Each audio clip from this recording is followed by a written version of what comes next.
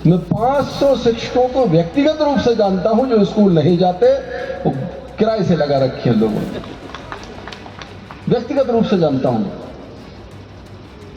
100 तो मेरे जिले में ही होंगे। वाह मंत्री जी, मंत्री हो तो आपके जैसा।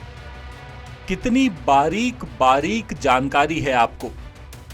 अब भला आप ही बताइए, ऐसा कौन सा शिक्षा मंत्री होगा जिसे ऐसे 500 शिक्षकों की जानकारी है जो अपनी जगह किराए के लोगों को रखकर नौकरी कर रहे हैं, लेकिन उसके बाद भी मंत्री जी उन पर कार्रवाई नहीं करते। 10-12 हजार दो भैया, देखना जरा, हम थोड़ा आते हैं खेतों के। मैं 500 शिक्षकों को व्यक्तिगत रूप से जानता हूं जो स्कूल नहीं जाते, वो किराए से लगा रखे हैं लोगों ने, व्यक्तिगत रूप से जानता हूं।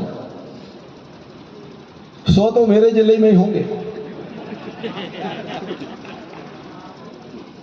ये चुनौतियां हैं समाज की, जिन पर हमको मनन चिंतन करना पड़ेगा।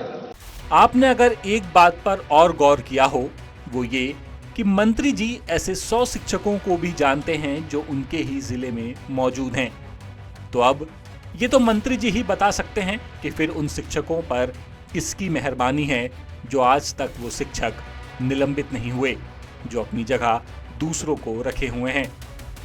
मध्य प्रदेश के स्कूल शिक्षा मंत्री उदय प्रताप सिंह रायसेन जिले की उदयपुरा विधानसभा में शिक्षा महाकुंभ के मौके पर बोल रहे थे।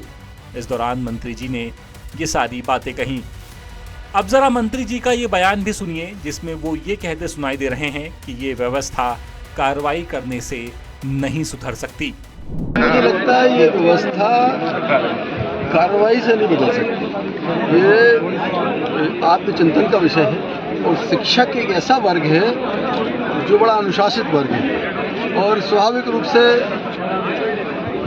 हर जगह चीज लागू होती है। राजनेता, अच्छा राजनेता, बुरा राजनेता, ईमानदार राजनेता, भ्रष्ट राजनेता, ऐसे अच्छा शिक्षक और कमजोर शिक्षक।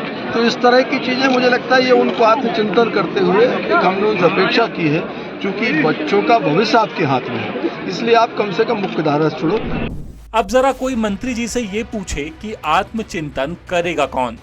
वो शिक्षक जो पहले से ही अपनी जगह दूसरों को नौकरी करवा रहे हैं, वो आत्मचिंतन करें, या फिर वो आत्मचिंतन करें जो शिक्षक बनने का सपना पाले हैं।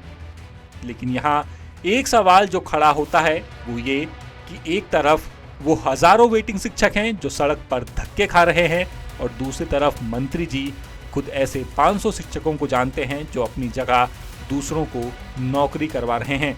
तो ऐसे शिक्षकों को बाहर कर वेटिंग वाले शिक्षकों को मौका क्यों नहीं दिया जाता? और एक मंत्री होने के नाते क्या उदय प्रताप की ये नैतिक जिम्मेदारी नहीं बनती कि वो ऐसे लोगों पर जल्द से जल्द कार्रवाई करें? रायसेन से द सूत्र के लिए पवन सिलावट की रिपोर्ट। लेटेस्ट, इन्वेस्टिगेटिव और इन डेप्थ खबरें देखने के लिए ज्वाइन कीजिए द सूत्र का व्हाट्सएप चैनल, सब्सक्राइब कीजिए यूट्यूब चैनल, लाइक कीजिए फेसबुक पेज और पढ़ते रहिए वेबसाइट www.dasutr.com।